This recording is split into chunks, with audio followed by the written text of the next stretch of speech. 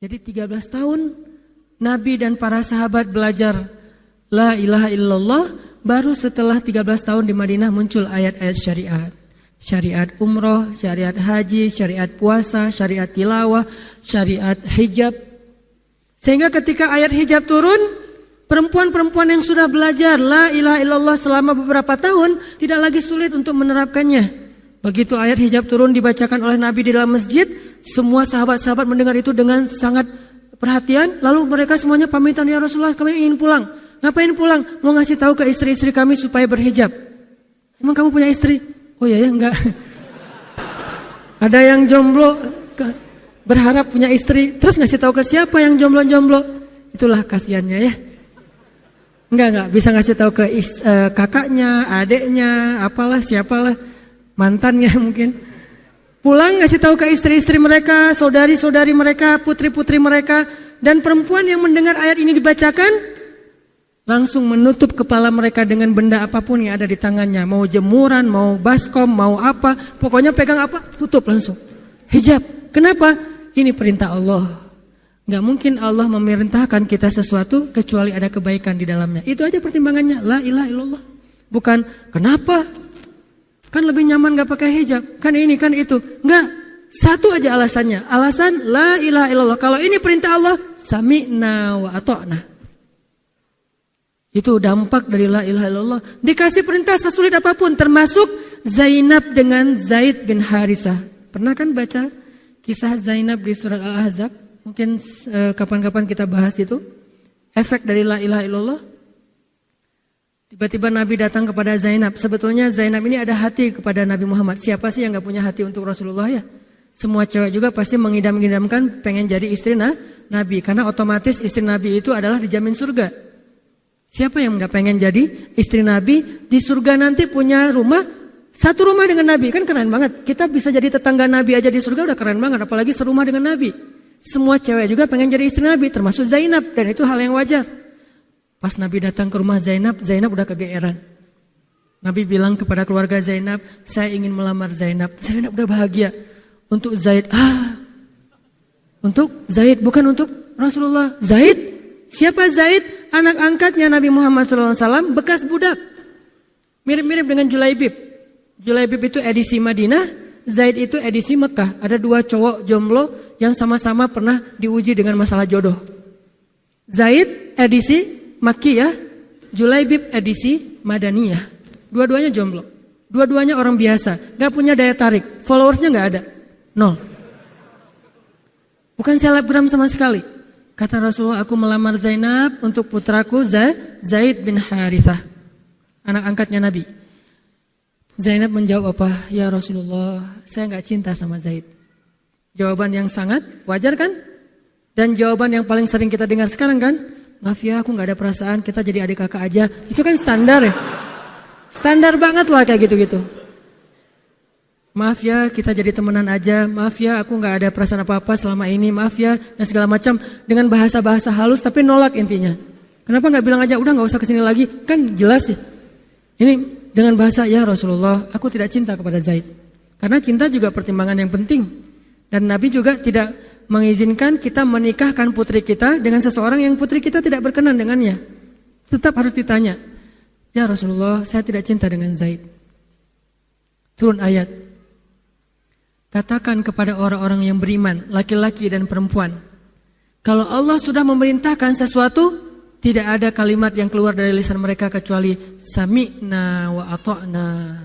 Nabi bacakan ayat ini kepada Zainab. Zainab mendengar, ya Rasulullah, Allah yang menyuruh ini. Ya kata Rasulullah, sami'na wa ata'na. Kebayang gak tuh? Efek dari apa? La ilaha illallah. Jadi la ilaha illallah itu bukan cuma kalimat zikir, bukan cuma kalimat doktrin ideologi, bukan cuma masalah teologi secara teoritis, bukan. Ini dampaknya kepada akhlak, dampaknya kepada ibadah, dampaknya kepada banyak pilihan hidup dari la ilaha illallah. Orang kalau nggak baik la ilaha illallah pasti susah memilih pilihan-pilihan dalam hidupnya. Kalau tidak baik la ilaha illallah pasti susah untuk berperangai, sabar, memaafkan. Itu semuanya ada hubungannya dengan la ilaha illallah. Sama kayak Abu Bakar, ketika dia sakit hati kepada orang yang memfitnah anaknya, dia cari tahu siapa orang yang pertama menyebar hoax tentang Aisyah, ketahuan, dilaporin, diperkarakan sama Abu Bakar. Tiba-tiba turun ayat dari Allah, janganlah orang yang memiliki kelebihan harta di antara kalian bersumpah untuk tidak lagi membantu saudaranya gara-gara sakit hati. Hendaklah dia berlapang dada dan memaafkan. Itu perintah Allah, berlapang dada dan memaafkan. Terus konsekuensinya apa? Balasan janji Allah apa? Ala tuhibbuna ayyaghfirallahu lakum? Tidakkah kamu suka jika Allah memaafkan juga kesalahan-kesalahan kamu? Jadi deal-dealannya dengan Allah, bukan dengan makhluk. Enak aja saya maafin dia, untung di dia, rugi di saya. Enggak. Kalau kita transaksinya dengan makhluk, kita rugi. Tapi kalau kita transaksinya dengan Allah, kita untung. Libatkan Allah dalam urusan kita. Dan ini gak mungkin kita lakukan kalau gak baik. La ilaha illallahnya. Allah nawarin kepada Abu Bakar, ala tuhibbuna ayyaghfirallahu lakum? Tadinya Abu Bakar kesel banget sama tuh cowok. Terus turun ayat ini, wal ya'fu wal yasfahu. Hendaklah dia memaafkan dan berlapang dada. Abu Bakar berat. Tiba-tiba Allah katakan, ala tuhibbuna ayyaghfirallahu lakum? Bala ya Rob, kata Abu Bakar, tentu ya Allah kalau gitu saya akan maafkan. Demi supaya Allah memaafkan kesalahan saya. La ilaha illallah. Zainab, sami'na wa ata'na. Ya udah saya terima Zaid ya Rasulullah. Alhamdulillah. Datang Nabi ke Zaid. Zaid mau gak nikah sama Zainab? Sebetulnya mau banget tapi gak pede. Zaid takut Zainab nanti jadi terpaksa menikah dengan Zaid, jadi gak nyaman. Zaid juga gak mau menyulitkan Zainab. Ya Rasulullah, saya gak pantas untuk Zainab. Kata Zaid. Dibacakan lagi ayat ini, ya Zaid ini perintah Allah. Oh gitu ya Rasulullah, sami'na wa ata'na. Buat Zaid sih gampang lah ya.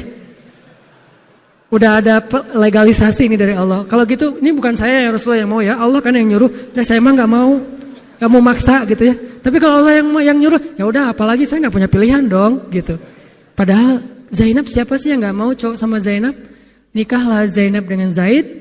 Dan yang menjadi semacam khutbah nikahnya adalah Rasulullah SAW. Kebayang gak Zainab tuh punya hati ke Rasul, tapi Rasul yang mengkhutbahi nikah Zainab dengan orang yang Zainab gak cintai. Kebayang gak perasaan Zainab tuh? Ketika akad nikah, Nabi jadi saksi. Saya terima kata Zaid nikahnya Zainab binti Jahsy dan segala macam. Zainab, kebayang gak ada Nabi di situ? Lalu setelah selesai akad nikah ditanya kepada Nabi, sah ya Rasulullah? Sah. Dan Nabi juga gak mau mempersulit. Gak sah. Kenapa? Harusnya sama saya? Enggak. Nabi orangnya fair. Nabi orangnya bijaksana. Orangnya dewasa, gak kayak kita. Kita tuh bahaya banget jadi saksi kalau jadi mantan. Pasti gak sah. Dan Nabi gak gitu. Sah langsung di kali pertama. Kebayang Nabi memberi nasihat kepada Zainab, nasihat kepada Zaid. Zainab, aduh kenapa bukan Nabi, kenapa Zaid? Tapi apa? La ilaha illallah. Allah gak nyuruh sesuatu kecuali ada kebaikan di dalamnya. La ilaha illallah. Harapannya cuma satu. Pasti ada kebaikan di sini.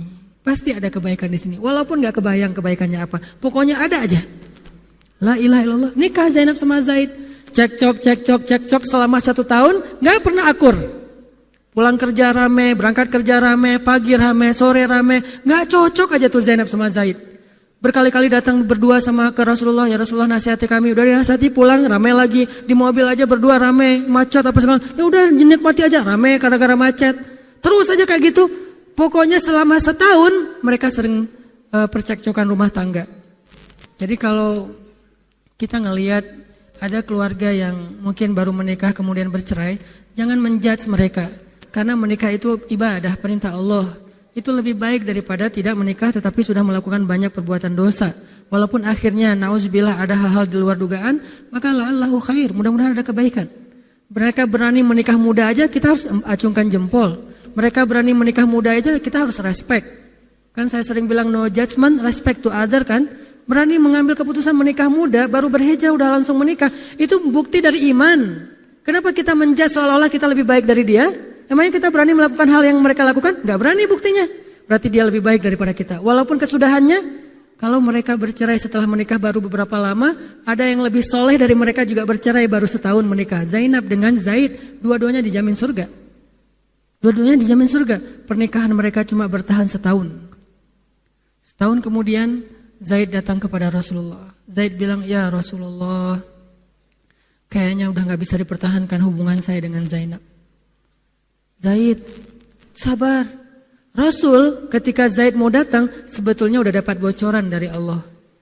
Allah udah ngejapri Rasulullah dalam bentuk ilham. Japrian Allah kan ilham ya. Japrian kita kan WA, itu juga habis kuota gak kebaca-baca.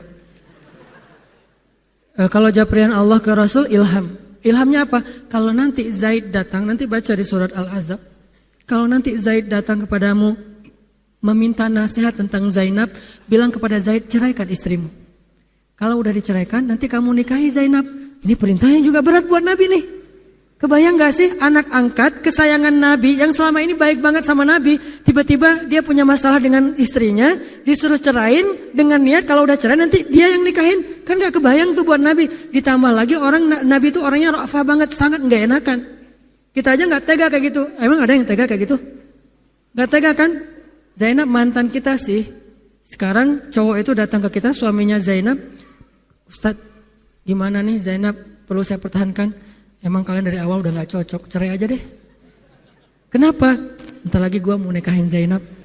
Gak kebayang kan? Kok Ustadz ngomong kayak gitu? Dapat ilham. Berat kan?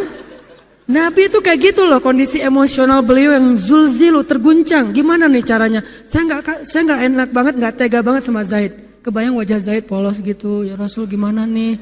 Aduh, mau dibilangin ceraikan aja nggak tega. Mau dibilang pertahan tapi Nabi bilang suruh cerai, Allah suruh ceraikan. Akhirnya Nabi memilih emosionalnya, bukan perintah Allah. Wahai Zaid, tahan istrimu, jangan ceraikan. Padahal kata Allah suruh ceraikan. Lihat beratnya Nabi waktu itu. Akhirnya Zaid pulang, gitu ya Rasul. Ya pulanglah Zaid, Nabi gak enak banget sama Allah. Terus akhirnya Zaid sampai ke rumah, namanya Allah yang nyuruh kan gak bisa dirubah ya. Kun fayakun, cerai juga tuh walaupun Nabi bilang sudah bertahan. Allah marah kepada Nabi.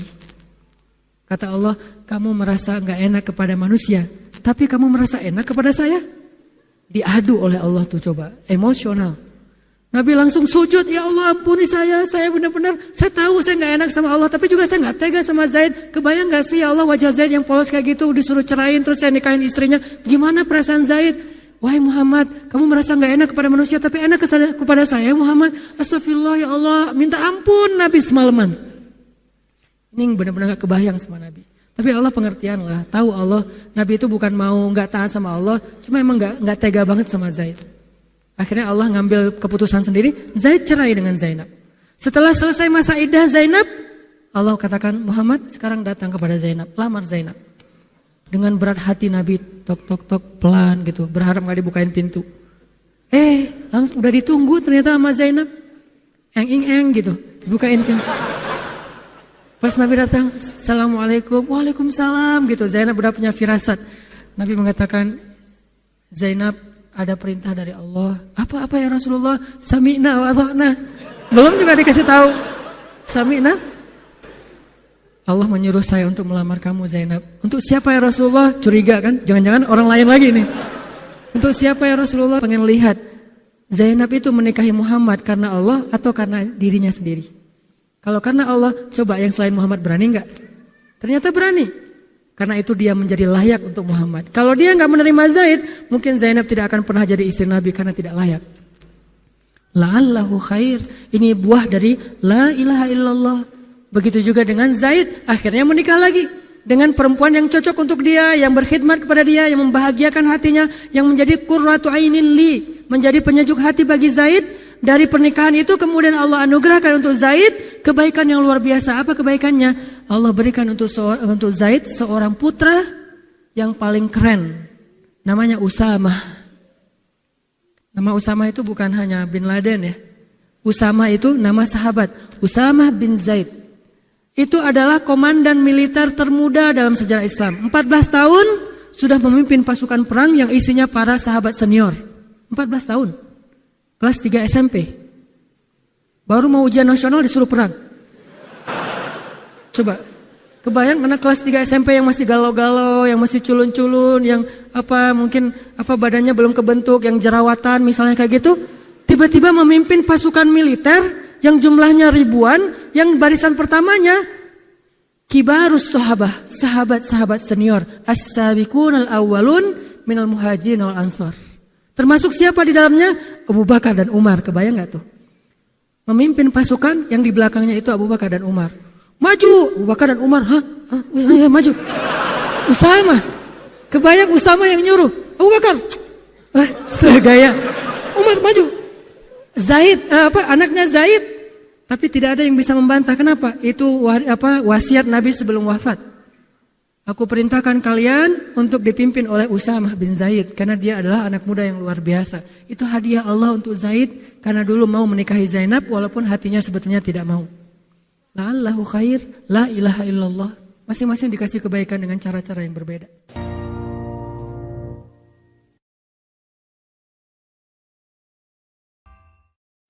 Jadi 13 tahun Nabi dan para sahabat belajar la ilaha illallah.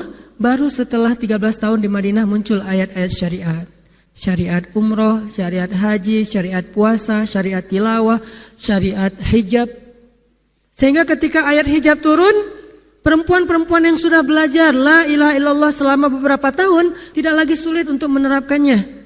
Begitu ayat hijab turun dibacakan oleh Nabi di dalam masjid, semua sahabat-sahabat mendengar itu dengan sangat perhatian. Lalu mereka semuanya pamitan, ya Rasulullah kami ingin pulang. Ngapain pulang? Mau ngasih tahu ke istri-istri kami supaya berhijab. Emang kamu punya istri? Oh ya enggak. Ada yang jomblo berharap punya istri, terus ngasih tahu ke siapa yang jomblo-jomblo? Itulah kasihannya ya. Enggak bisa ngasih tahu ke kakaknya, adeknya, apalah siapalah, mantannya mungkin. Pulang ngasih tahu ke istri-istri mereka, saudari-saudari mereka, putri-putri mereka, dan perempuan yang mendengar ayat ini dibacakan langsung menutup kepala mereka dengan benda apapun yang ada di tangannya. Mau jemuran, mau baskom, mau apa. Pokoknya pegang apa, tutup langsung. Hijab. Kenapa? Ini perintah Allah. Gak mungkin Allah memerintahkan kita sesuatu kecuali ada kebaikan di dalamnya. Itu aja pertimbangannya. La ilaha illallah. Bukan, kenapa? Kan lebih nyaman gak pakai hijab. Kan ini, kan itu. Enggak. Satu aja alasannya. Alasan la ilaha illallah. Kalau ini perintah Allah, sami'na wa ata'na. Itu dampak dari la ilaha illallah. Dikasih perintah sesulit apapun, termasuk Zainab dengan Zaid bin Harithah. Pernah kan baca kisah Zainab di surat Al-Ahzab? Mungkin kapan-kapan kita bahas itu. Efek dari la ilaha illallah. Tiba-tiba Nabi datang kepada Zainab. Sebetulnya Zainab ini ada hati kepada Nabi Muhammad. Siapa sih yang gak punya hati untuk Rasulullah ya? Semua cewek juga pasti mengidam-idamkan pengen jadi istri Nabi. Karena otomatis istri Nabi itu adalah dijamin surga. Siapa yang gak pengen jadi istri Nabi? Di surga nanti punya rumah, satu rumah dengan Nabi. Kan keren banget. Kita bisa jadi tetangga Nabi aja di surga udah keren banget. Apalagi serumah dengan Nabi. Semua cewek juga pengen jadi istri Nabi, termasuk Zainab. Dan itu hal yang wajar. Pas Nabi datang ke rumah Zainab, Zainab udah kegeeran.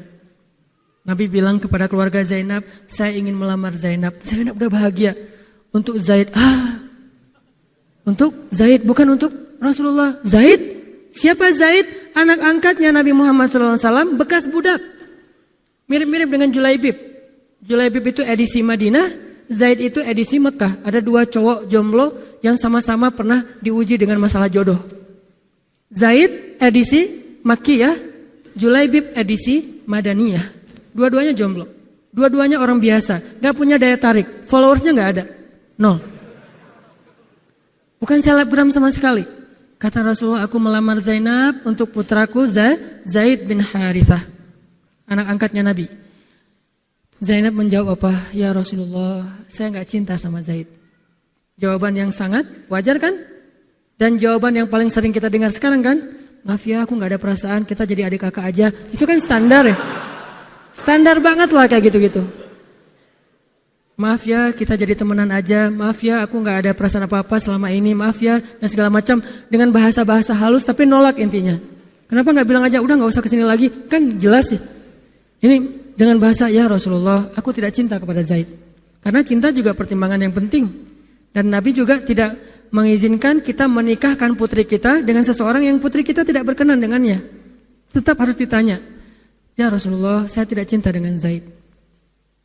Turun ayat. Katakan kepada orang-orang yang beriman, laki-laki dan perempuan, kalau Allah sudah memerintahkan sesuatu, tidak ada kalimat yang keluar dari lisan mereka kecuali sami'na wa ata'na. Nabi bacakan ayat ini kepada Zainab. Zainab mendengar, ya Rasulullah, Allah yang menyuruh ini. Ya kata Rasulullah, sami'na wa ata'na. Kebayang gak tuh? Efek dari apa? La ilaha illallah. Jadi la ilaha illallah itu bukan cuma kalimat zikir, bukan cuma kalimat doktrin ideologi, bukan cuma masalah teologi secara teoritis, bukan. Ini dampaknya kepada akhlak, dampaknya kepada ibadah, dampaknya kepada banyak pilihan hidup dari la ilaha illallah. Orang kalau nggak baik la ilaha illallah pasti susah memilih pilihan-pilihan dalam hidupnya. Kalau tidak baik la ilaha illallah pasti susah untuk berperangai, sabar, memaafkan. Itu semuanya ada hubungannya dengan la ilaha illallah. Sama kayak Abu Bakar, ketika dia sakit hati kepada orang yang memfitnah anaknya, dia cari tahu siapa orang yang pertama menyebar hoax tentang Aisyah. Ketahuan, dilaporin, diperkarakan sama Abu Bakar. Tiba-tiba turun ayat dari Allah, janganlah orang yang memiliki kelebihan harta di antara kalian bersumpah untuk tidak lagi membantu saudaranya gara-gara sakit hati. Hendaklah dia berlapang dada dan memaafkan. Itu perintah Allah, berlapang dada dan memaafkan. Terus konsekuensinya apa? Balasan janji Allah apa? Ala tuhibbuna ayyaghfirallahu lakum? Tidakkah kamu suka jika Allah memaafkan juga kesalahan-kesalahan kamu? Jadi deal-dealannya dengan Allah, bukan dengan makhluk. Enak aja saya maafin dia, untung di dia, rugi di saya. Enggak. Kalau kita transaksinya dengan makhluk, kita rugi. Tapi kalau kita transaksinya dengan Allah, kita untung. Libatkan Allah dalam urusan kita. Dan ini gak mungkin kita lakukan kalau gak baik la ilaha illallahnya. Allah nawarin kepada Abu Bakar, ala tuhibbuna ayyaghfirallahu lakum? Tadinya Abu Bakar kesel banget sama tuh cowok. Terus turun ayat ini, wal ya'fu wal yasfahu. Hendaklah dia memaafkan dan berlapang dada. Abu Bakar berat. Tiba-tiba Allah katakan, ala tuhibbuna ayyaghfirallahu lakum? Bala ya Rabb. Kata Abu Bakar, tentu ya Allah kalau gitu saya akan maafkan. Demi supaya Allah memaafkan kesalahan saya. La ilaha illallah. Zainab, sami'na wa ata'na. Ya udah saya terima Zaid ya Rasulullah. Alhamdulillah. Datang Nabi ke Zaid. Zaid mau nggak nikah sama Zainab? Sebetulnya mau banget tapi nggak pede. Zaid takut Zainab nanti jadi terpaksa menikah dengan Zaid, jadi nggak nyaman. Zaid juga nggak mau menyulitkan Zainab. Ya Rasulullah, saya nggak pantas untuk Zainab. Kata Zaid. Dibacakan lagi ayat ini. Ya Zaid, ini perintah Allah. Oh gitu ya Rasulullah. Sami'na wa ata'na. Buat Zaid sih gampang lah ya. Udah ada legalisasi ini dari Allah. Kalau gitu, ini bukan saya ya Rasulullah yang mau ya. Allah kan yang nyuruh. Nah, saya emang nggak mau maksa gitu ya. Tapi kalau Allah yang nyuruh, ya udah. Apalagi saya nggak punya pilihan dong, gitu. Padahal Zainab siapa sih yang nggak mau cowok sama Zainab? Nikahlah Zainab dengan Zaid dan yang menjadi semacam khutbah nikahnya adalah Rasulullah SAW. Kebayang nggak Zainab tuh punya hati ke Rasul? Tapi Rasul yang mengkhutbahi nikah Zainab dengan orang yang Zainab gak cintai. Kebayang gak perasaan Zainab tuh? Ketika akad nikah, Nabi jadi saksi. Saya terima kata Zaid nikahnya Zainab binti Jahsy dan segala macam. Zainab kebayang gak ada Nabi di situ? Lalu setelah selesai akad nikah ditanya kepada Nabi, sah ya Rasulullah? Sah. Dan Nabi juga gak mau mempersulit. Gak sah. Kenapa? Harusnya sama saya? Enggak. Nabi orangnya fair. Nabi orangnya bijaksana. Orangnya dewasa. Gak kayak kita. Kita tuh bahaya banget jadi saksi kalau jadi mantan. Pasti gak sah. Dan Nabi gak gitu. Sah langsung di kali pertama. Kebayang Nabi memberi nasihat kepada Zainab, nasihat kepada Zaid. Zainab, aduh kenapa bukan Nabi, kenapa Zaid. Tapi apa? La ilaha illallah. Allah gak nyuruh sesuatu kecuali ada kebaikan di dalamnya. La ilaha illallah. Harapannya cuma satu. Pasti ada kebaikan di sini. Pasti ada kebaikan di sini. Walaupun gak kebayang kebaikannya apa. Pokoknya ada aja. La ilaha illallah. Nikah Zainab sama Zaid. Cekcok selama 1 tahun, gak pernah akur. Pulang kerja rame, berangkat kerja rame, pagi rame, sore rame. Gak cocok aja tuh Zainab sama Zaid. Berkali-kali datang berdua sama ke Rasulullah. Ya Rasulullah nasihati kami. Udah dinasihati pulang rame lagi. Di mobil aja berdua rame, macet apa segala. Ya udah nikmati aja rame gara-gara macet. Terus aja kayak gitu. Pokoknya selama 1 tahun mereka sering percekcokan rumah tangga. Jadi kalau kita ngelihat ada keluarga yang mungkin baru menikah kemudian bercerai, jangan menjudge mereka. Karena menikah itu ibadah, perintah Allah. Itu lebih baik daripada tidak menikah tetapi sudah melakukan banyak perbuatan dosa.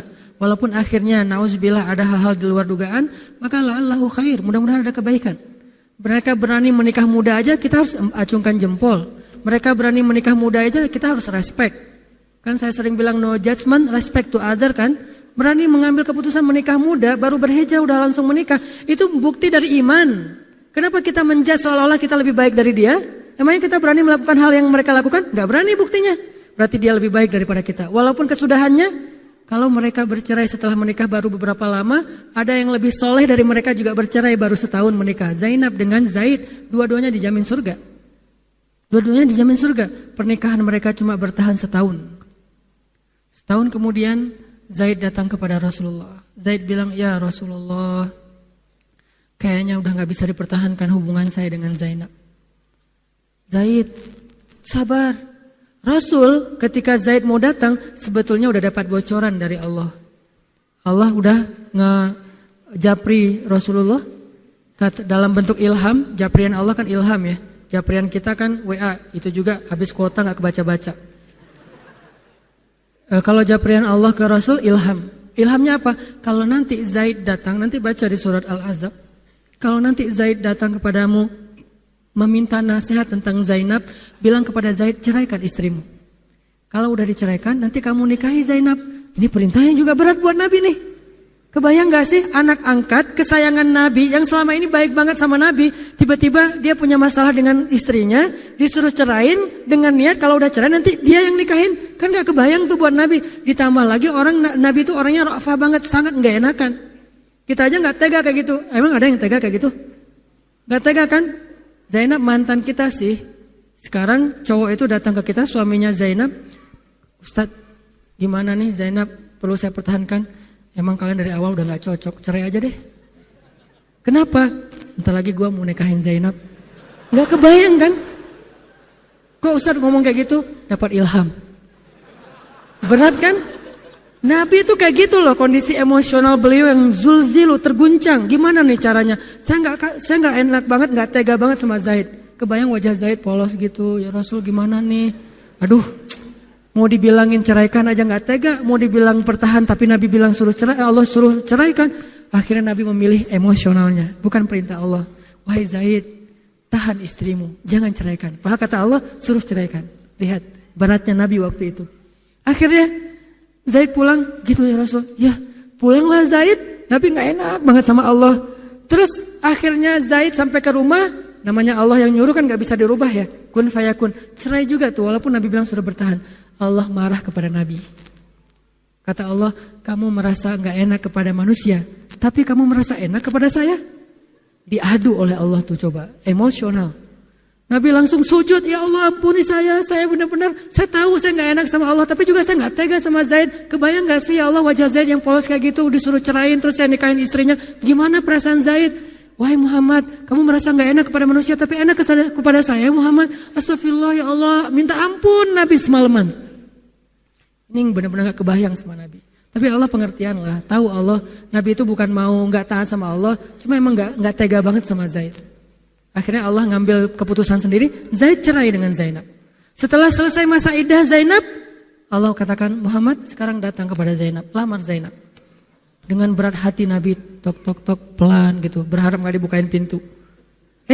Langsung udah ditunggu ternyata sama Zainab. Eng gitu, bukain pintu. Pas Nabi datang, Assalamualaikum, Waalaikumsalam gitu. Zainab udah punya firasat. Nabi mengatakan, Zainab, ada perintah dari Allah. Apa ya Rasulullah? Sami'na wa ata'na. Belum juga dikasih tahu. Sami'na.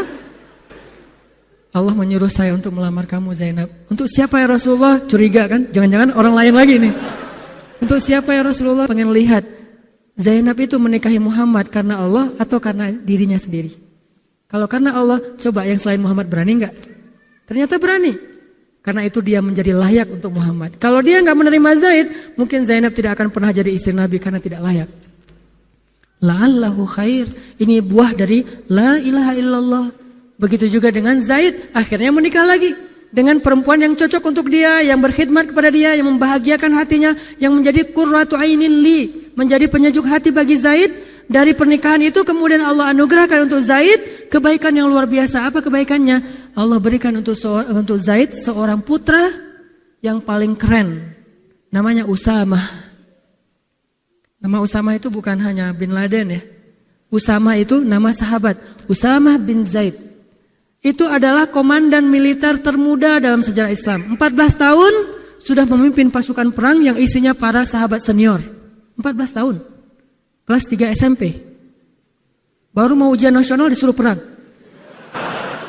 Coba, Kebayang anak kelas 3 SMP yang masih galau-galau, yang masih culun-culun, yang mungkin badannya belum kebentuk, yang jerawatan misalnya kayak gitu, tiba-tiba memimpin pasukan militer yang jumlahnya ribuan, yang barisan pertamanya kibarus sahabah, sahabat-sahabat senior, as-sabiqun al-awwalun minal muhajirin wal ansor. Termasuk siapa di dalamnya? Abu Bakar dan Umar, kebayang gak tuh? Memimpin pasukan yang di belakangnya itu Abu Bakar dan Umar. Maju, Abu Bakar dan Umar, ya, maju. Usama, kebayang Usama yang nyuruh, Abu Bakar, segaya. Umar maju. Zaid, anaknya Zaid, tapi tidak ada yang bisa membantah. Kenapa? Itu wasiat Nabi sebelum wafat. Aku perintahkan kalian untuk dipimpin oleh Usamah bin Zaid karena dia adalah anak muda yang luar biasa. Itu hadiah Allah untuk Zaid karena dulu mau menikahi Zainab walaupun hatinya sebetulnya tidak mau. La'allahu khair, la ilaha illallah. Masing-masing dikasih kebaikan dengan cara-cara yang berbeda.